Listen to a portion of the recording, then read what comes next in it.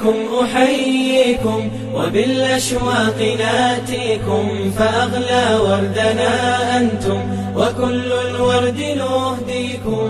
وبركات waxyaalaha aad ku heli kartid farxadda aadna ku noqon kartid qofka ugu farxadda badan adduunka waa qaybteeda shanaad.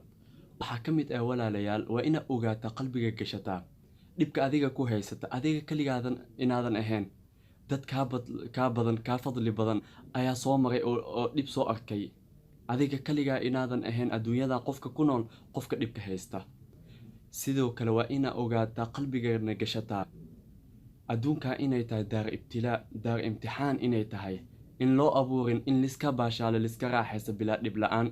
alladii khalaqa almawta walxayaata ليش يا رب ليبلوكم أيكم أحسن عملا.